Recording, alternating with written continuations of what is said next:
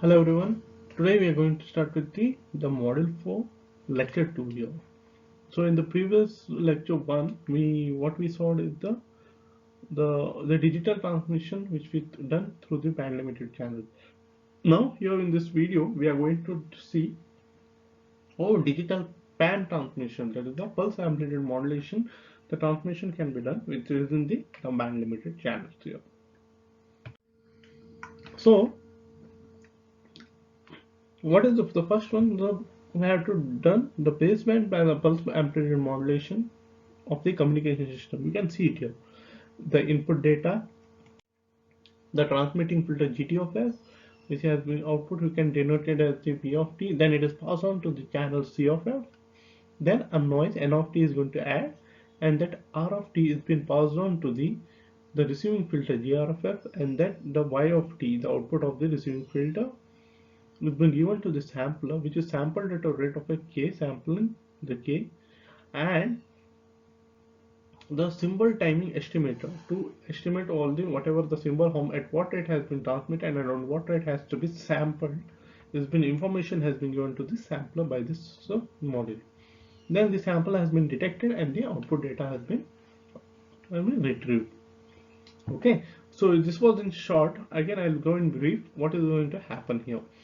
The system consists of a transmitting filter having an impulse response of GT of T here, and the linear filter channel with the AWGN, that is the additive white Gaussian noise, and a receiving filter with the impulse response of a GR of T and a sample data periodically sample the output of the receiving filter and a symbol detector here. So this all the basic thing 1, 2 and 3 and 4. These are the main part which is going to act here. So this linear filter AWGN is this one, the channel CFF 1, 2, 3, 4, 5. So now the sampler requires the extraction of the timing signal from the received signal. As I said, we need to know at what rate it has been sampled and given to the transmitted or out of the transmitter. So it has to be detected by the receiver. So at what instant specifically the sampling output of the receiving filter has to be sampled. So it's like act as a synchronizing clock here. Okay, now we'll consider the digital communication system by means of a MRAP. Hence, the input binary data sequence is subdivided into k bit symbol. As I said, the sampling is done at a k samples per second, k bit per samples. So it's like that. How many symbols in a bits? It's for one symbol, how many bits has been there? That has been determined by this one. And each symbol is mapped into the corresponding amplitude levels that the amplitude modulates the output of the transmitting filter. The baseband signal at the output of the transmitter filter may be expressed as, this is what we are getting it from the transmitting filter there. So that is V of T is equal to summation of n is equals to minus infinity to plus infinity, where A of n is nothing but the signal, and this is what the impulse response of the transmitting filter, that is GT of T minus n capital T, where T is equals to K divided by RB is the symbol interval of 1 by T is equals to RB by K is the symbol rate. 1 by T is equals to RB by K is nothing but the symbol rate, where RB is the bit rate at how many bits has been transmitted, and AN is the sequence of the amplitude levels corresponding to the sequence of a K bit blocks of information bits. So this is going to match. The channel output which is received signals at the demodulator may be expressed as after the addition of the noise. After the channel has been passed, after that the noise has been added, that is represented by here N of T, and this is what we are getting it from the channel output. So R of T is equals to the summation of n is equals to minus infinity to plus infinity, where A of n into H of T minus n capital T plus n of T. where h of t is the impulse response of the cascading of the transmitter filter and channel. As I told earlier, h of t is nothing but the earlier the transmitter filter, and it's passed on to the impulse response of the channel there. Next, the h of t is equals to c of t into g suffix of t. It is suffix of t into of t is what the impulse response of the channel. Then c of t is the impulse response of the channel, and n of t represents the additive white Gaussian noise, the noise which is going to head. So c of t is the impulse response of the channel there. Okay. Now the received signal is passed through a linear receiving filter with the impulse response of gr of t, that is the receiving filter. So this some part we have done in the previous part, but the one difference, it was like earlier it was the integration, now we are using all the summation because of the PAM signal. Because PAM signal is like the intervals. It was the earlier it was a continuous signal, we used to use the integration. Now we are using here only the part, like for example the impulse amplitude modulation. So what is that? It will be like it's a certain interval. So we know what you mean by PAM. So that is the reason we are using the summation to add all these pulses at different intervals and to give it as an output at a different instance there. So now this has been replaced the entire frequency response of gr of f for the impulse response gr of t.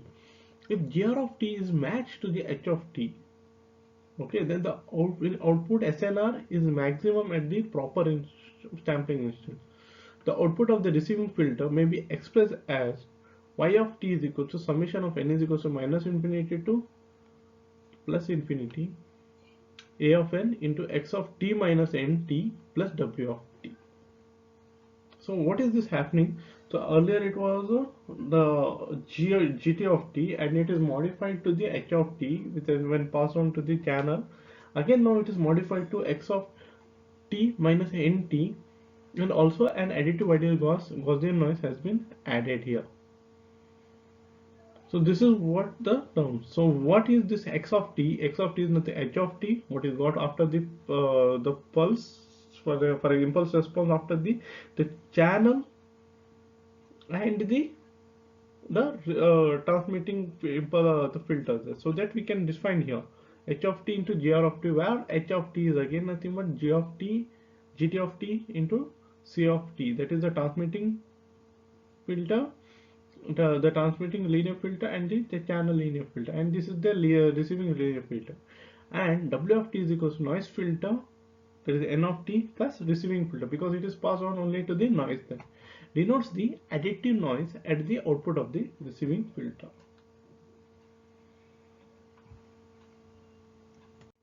Now this is after we got from like the components there, the impulse response of the different transmitting filter, receiving filter, and the channel filter.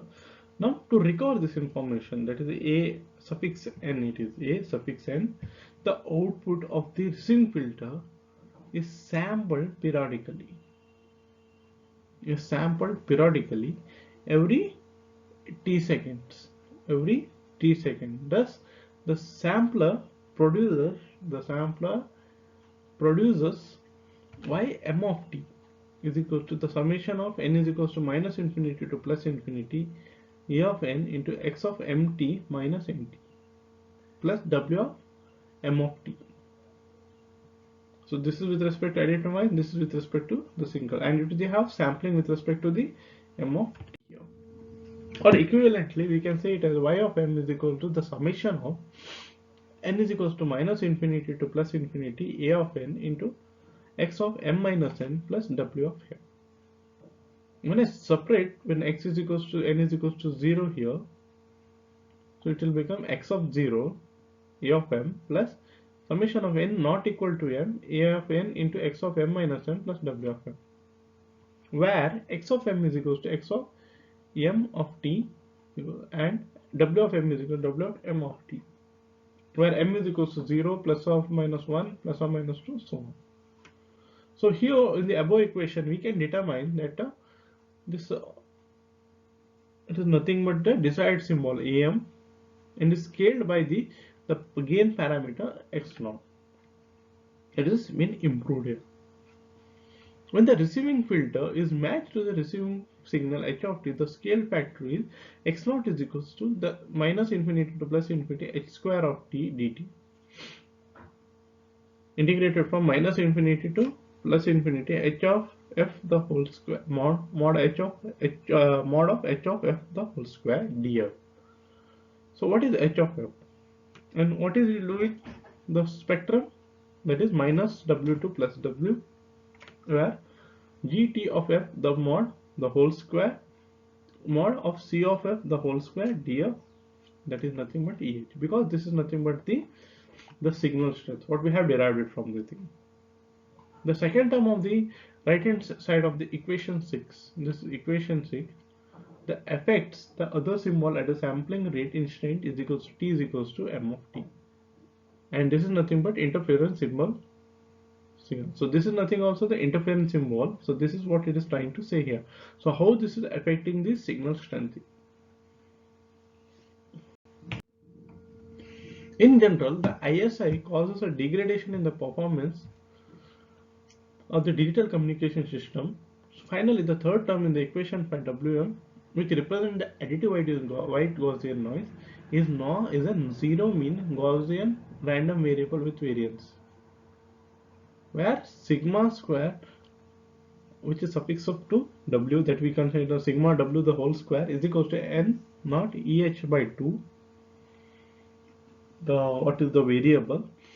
So by appropriately designing the transmitting and the receive filters, we can satisfy the condition xn is equals to 0. So now for n not equal to 2, so that the ISI term vanishes. So if we don't have anything, if xn is equals to 0 and when n not equal to 0, we have to make such a way to satisfy the condition that we have only the term for 0 and other terms should be eradicated. So that time we can eradicate the ISI terms here. So it should be at interval at only xn is equals to 0, and other than 0 it should all the ISI terms should be vanished. So now we have done. So now we need to design such the factor that for band limited channels here. Okay, firstly we need to design the consideration that done for no channel distortion, and later the design of the filter when the channel distorts the transmitted signal. First we have to consider no channel distortion, no distortion in the channel. Later we have to design such a way that the filter when the channel distorts the transmitted signal. So we have to consider in such a way. Okay, so first no distortion there, later we have to design a filter where the channel distorts some kind of a transmitted signal, so light will be there. So little bit of confusion here. So first we'll see how we carry out here. Now we know that h of f is equal to c of f into gt of f. For a distortion free transmission, is that the frequency response characteristic c of f of the channel must have a constant magnitude and a linear phase over the bandwidth of the transmitted signal. That is, c of f is equals to c naught into e raised to the power of minus j2 pi f t naught, where mod of f less than or equal to w and is equals to 0 mod of f greater than w. This is equation 1, where w is the available channel bandwidth, t naught represents an arbitrary finite delay. It is set to 0 for convenience, and c naught is a constant gain factor which is set to unity for convenience. Thus we have h of f is equals to gt of f. How? Now you can see here h of f is equals to gt. How? If you make it 1 here and if you make a 0 here, so this c of f will become 1. So that time h of f is equals to gt of f here. Now constantly the match filter at the receiver has a frequency response gr of f is equals to gt of the asterisk symbol f, and its output at the periodic sampling times t is equals to mt has the form y of mt is equals to x naught of am plus summation of n not equal to m an x of m t minus nt plus w of mt. This is all the equation 2, or we can say this one, the whole term as y of m is equals to x naught am plus the summation of n not equal to m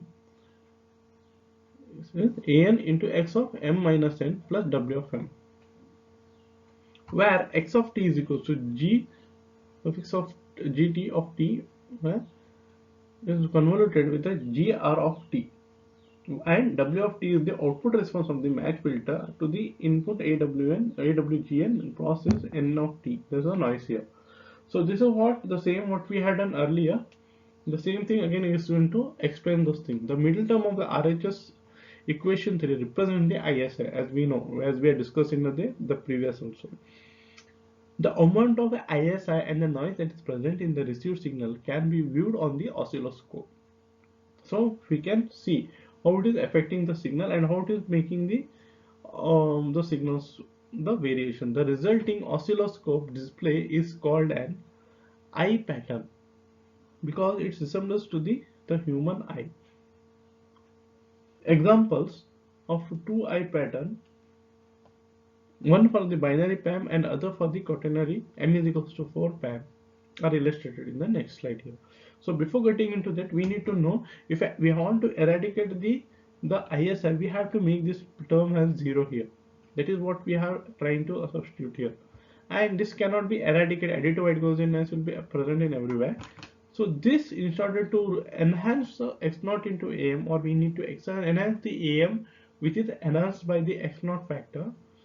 So we can make such a.